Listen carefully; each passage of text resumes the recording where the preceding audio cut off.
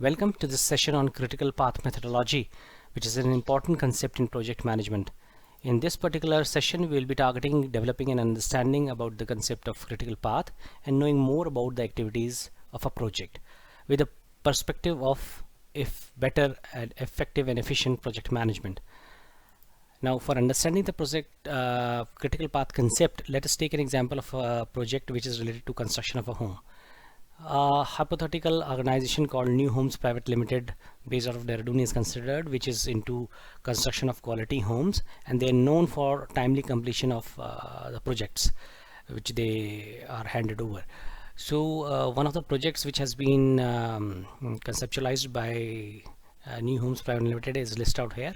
So it has got 10 activities, A to J, and the details of the activities are shown in the second column. The first activity being related to the design and approval of plan of construction, and then after that the next activity is the foundation laying or the superstructure construction, and then after that you have the selection of vendor and order placement for electrical and other accessories. Then you go ahead with doing the activity of wiring for the building, then carpentry works, and then laying of roof of the building, then wall plastering, laying floors, and painting work is done.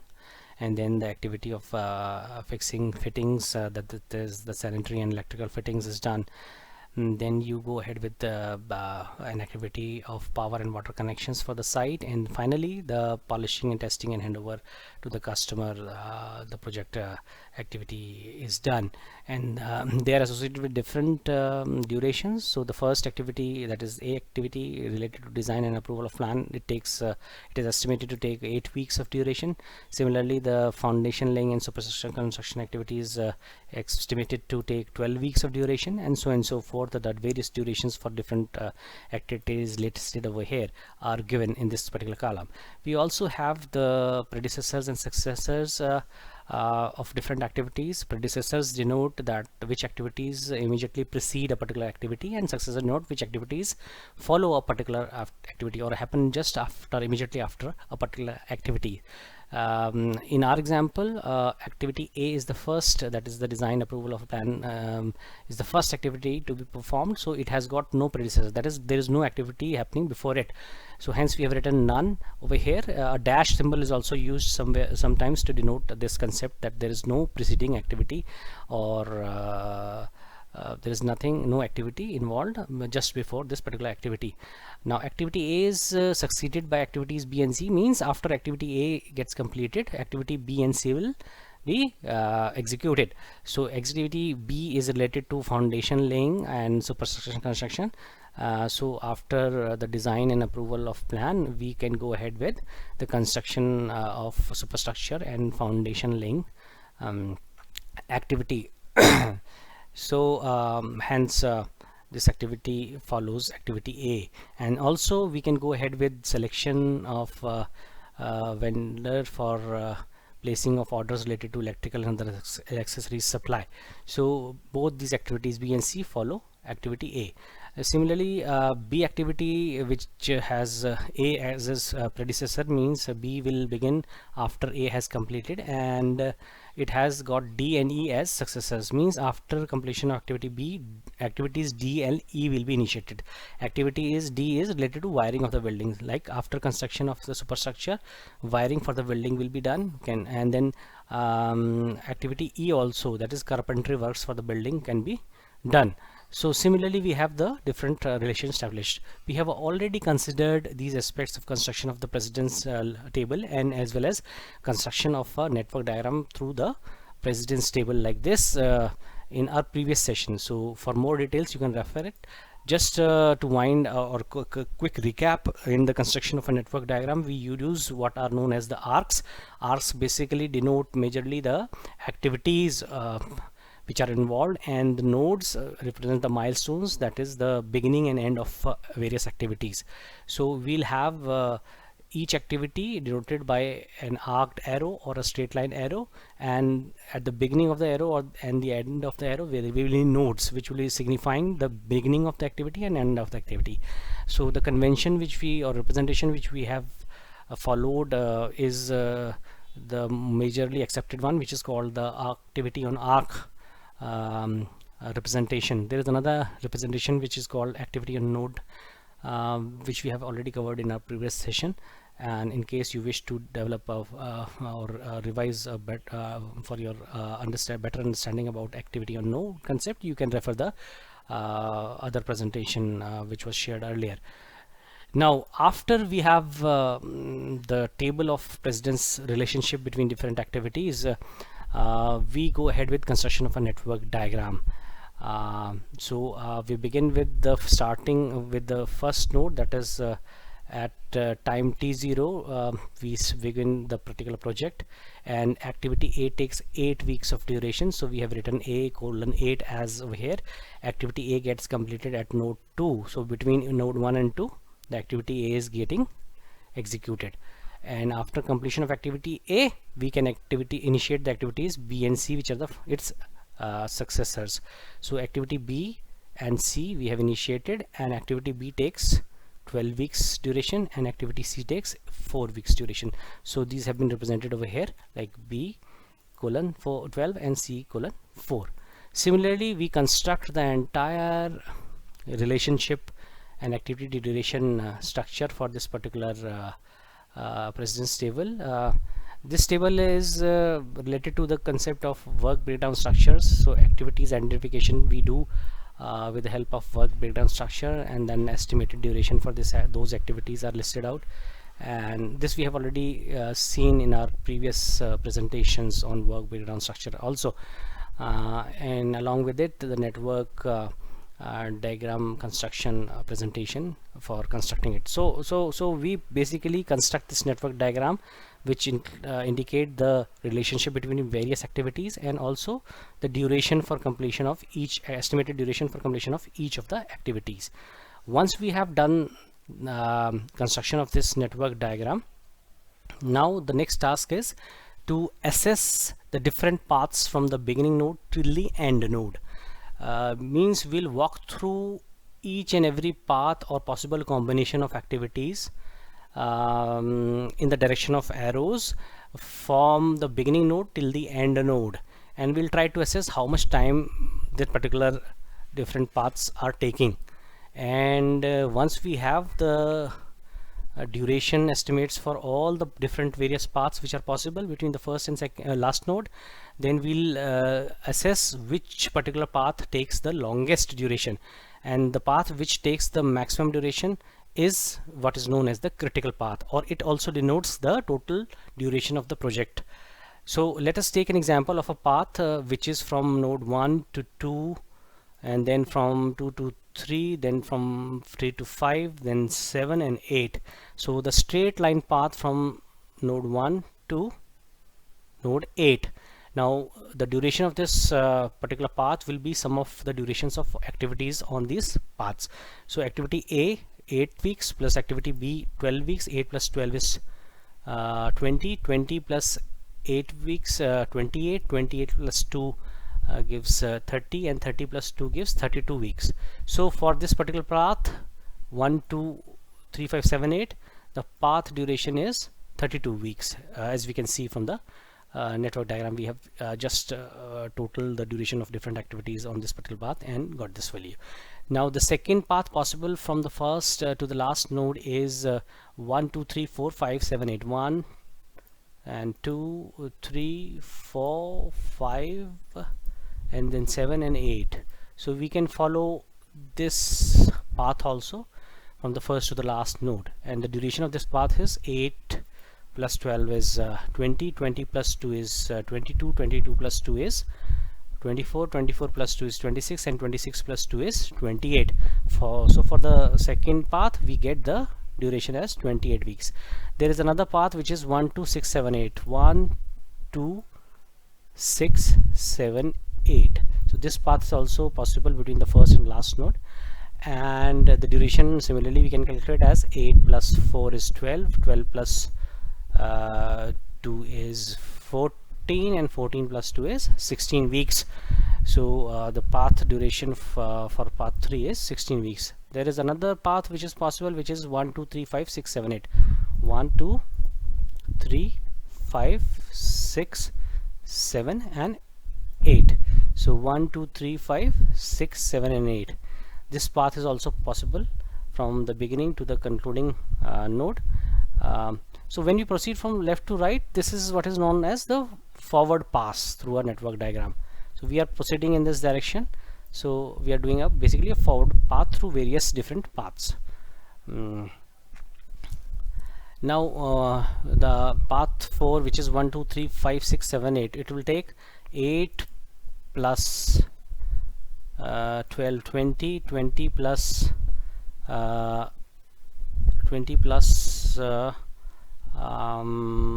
8 28, 28 plus 3 31, 31 plus 2 33, and 33 plus 2 35. So the duration for this path is 35 weeks. Now one more combination, which is last one, which is possible, is the 1 2 3 4 5 6 7 8. 1 2 3 4 5 6 7 and 8. So we can also have a path like this through different nodes for reaching the beginning, from the beginning to the end node. The duration similarly for this particular path is 8 plus 12 20, 20 plus 2 is 22, 22 plus 2 is 24, 25 plus 3 is 28, 28 plus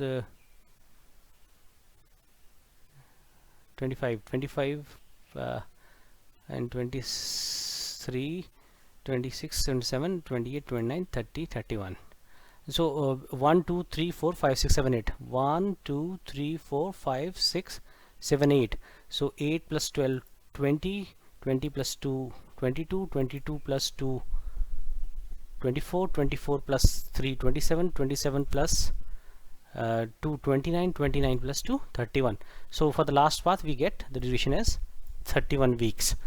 Now if we compare all the path durations, then the highest or the largest or the maximum duration is 35 weeks. So this particular path 4, number 4, whereas 1 2 3 5 6 7 8 is the critical path. That is the path that has the maximum duration is called as the critical path.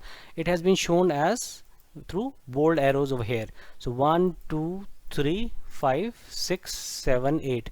This particular route or this particular path takes the maximum duration, and this is also the duration of project. So project, this construction project for a home is estimated to last for 35 weeks. It's a 35-week project. Now we have few more concepts or terminologies associated with the critical path method, which are the early start and early finish time. Now the starting time of a project is usually noted by S for start, S for starting time, and usually it is taken as 0. That at time 0 the project begins. Now each activity we have will be taking some time for completion. So if it is the beginning activity, the first activity, like the activity A, so its starting time is S, which is usually 0. Now then after that, for the rest of the activities, the earliest or the early start time will be the maximum value of all early finish times for all predecessors of X. Means whatever earlier activities are getting executed, so if we sum up the early finish time for all and then assess which is the maximum value for all the predecessors activities early finish times, then that is going to be the early start time for the next activity, early start time of activity X. We'll see it through an example to develop a better understanding. And the early finish time for a corresponding activity X is similarly related to its earliest start time. That is, if we add the duration of the activity to the earliest start time, we get the earliest finish time. So if we see in this example, so at A is an activity which is beginning at the starting time, S is 0. So its earliest start time is can be taken as 0, and its duration is 8 weeks. So earliest start time plus 8 weeks, that is 8, 0 plus 8, which is 8. So its earliest finish time will be 8. So basically what it means is that activity A can start earliest at time 0, and it can finish earliest at week 8. Similarly, B can begin only after A has completed. So A takes 8 weeks to complete. So at this point, this can be denoted as time 8 weeks. So the earliest starting time for activity B becomes 8 weeks, and it takes 12 weeks of completion. So 8 plus 12 is 20. So it will be completing. Earliest finish time for activity B will become 20. So earliest start time for B is 8, earliest finish time is 20. And similarly for other activities, we'll see in subsequent table the calculations for all of these. Now also closely associated with are also the concepts of late finish and late start time and slack. Now what do we mean by late finish time? Late finish time for any activity X is found out as follows. If that particular activity is the last activity of the project, then the project duration time T, or the total duration time, or the critical path duration, that is taken as its last finish time. Otherwise, if it is not an end activity, last activity, then its last finish time is taken as the minimum value of all the late start time for all successors of X, minimum value of those. And if we subtract the duration of an activity from late finish time, then we got the late start time, and the total slack can be found by the difference between late finish and early finish time, or late start and early start time. We'll see this in the with the help of this particular example which we have just studied about the new home project construction. How do we go ahead with? So we have that table calculation given over here. We have the different activities listed out here, and on the critical path, which is shown in bold arrows over here, that is 1 2 3 5 6 7 8, we have the activities A, B, E, G and H. So they have been denoted by asterisks over here in this particular table. So asterisks basically denote those activities which lie on the critical path. And as I said, that this is time 0 denotes. So earliest start time for activity A is A, and it takes 8 weeks. So earliest it can finish is 0 plus 8, that is 8. Now we come to the next activity B. Now B can start only when A has completed, so that is after 8 weeks it can start. So its earliest start time is 8 weeks, and it gets finished in 12 weeks duration. So 8 plus 12 is 20. So earliest finish time for this activity is 20. Similarly, C activity starts after activity A. So its earliest start time is activity for C is 8, and 8 plus 4. So earliest finish time for this particular activity C is 12. Similarly, we calculate for the rest and we get this sequence. As you can see, for the last activity, final activity J, we have the earliest finish time as 35, which is equal to the duration, total duration of the project, that is 35 weeks. Now this we have calculated while proceeding from left to right in this direction, so which is called the forward pass. So for early start and early finish time, we are doing a forward pass and estimating the various values of earliest start and earliest finish time depending upon their precedence or successive relation and duration involved for completion of these activities. Now we also can calculate the late start and late finish time, and this is calculated by doing a backward pass. That is, we proceed from right to left. So we begin with the last activity, which is activity J, and it is getting completed at time T35, as we have already seen. So the last finish time for this particular activity is 35. Now since this is taking 2 weeks duration, so 35 minus 2 becomes 33. So this 33 value is known as late start duration, or the value for activity J. Now before that we have the activity H and I. For activity H, this latest finish time, as we can see over here, is 33. That is, when the activity J starts, its earliest uh, late start time becomes the latest finish time for uh, this activity I, the immediate preceding activity. Similarly, for H activity also, we get the same value for the late finish time for activity H. If we, from these values, we minus the duration of the activities, that is for I, 33 minus its duration, that is 2. 33 minus 2 gives us 31, which is its uh, late start time. So similarly, we calculate for all these activities and we get the late start and late finish times. Once we have this early start, early finish, and late start, late finish times, then we calculate the total slack for a particular activity, which is nothing but the difference between the late start and earlier start, or late finish and earlier finish of this activity. So if for activity A, late start minus earlier start is 0 minus 0, which is 0. So we have the total slack for activity A as 0. Similarly, for activity B, it is 0. It is 8 minus 8, which is 0, or 20 minus 20 is 0. As you can see, the difference between late start and early start and late finish and early finish, it's always equal. So, and it is what is called as the slack. As we can see from this table, for all the critical path activities, the slack time is 0. Means they are fixed and we cannot reshuffle or reschedule these activities. It is necessary for completing these activities in time, so that the project completion happens within the estimated time frame of 35 weeks.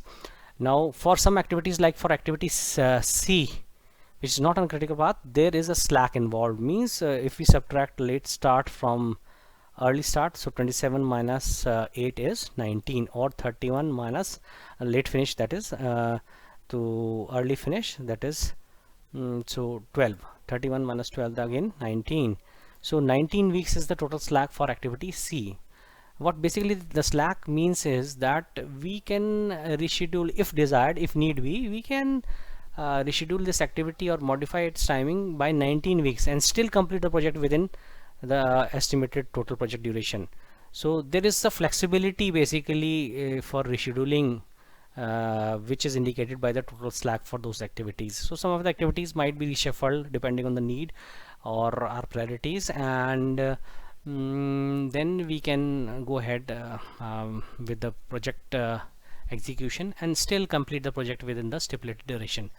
So once we have all the calculations or all the value estimations for the early start, early finish, late start, late finish, and total slack durations, we can denote them in this network diagram, the same network diagram, but now we are denoting. So within the curved bracket, we denote the early start, early finish time, and within the square bracket we denote the late start and late finish time. So for activity A, early start time is 0 and earliest finish time is 8, so 0, 8 is denoted here. Similarly, its late start and late finish time is 0, 8, so it is denoted over here like this. And similarly, for all the activities, we denote the early start, early finish, and late start, late for combinations in the network diagram, and ultimately eventually we get this. So it gives an idea about the last node, last activity. So we see that the latest finish time is 35 and earliest finish time is 35. That is the project duration can be just had just by taking a look at this value over here at the last. So we are able to visualize different activities through this network diagram, and through the various durations and listing of early start and early finish times, we get an idea about the project duration and how much slack we can have flexibility of rescheduling these activities. These bold arrows show the critical path activities, so we can immediately know that these are the critical activities which cannot be rescheduled, and we have to pay particular importance that they get executed in time, so that the project schedule is adhered to and it gets completed within the earlier scheduled or estimated time of 35 weeks, as in this case of new home construction project. With this, we conclude this session. Thank you very much, and we'll successively come up with another presentation Have a nice day. Thank you.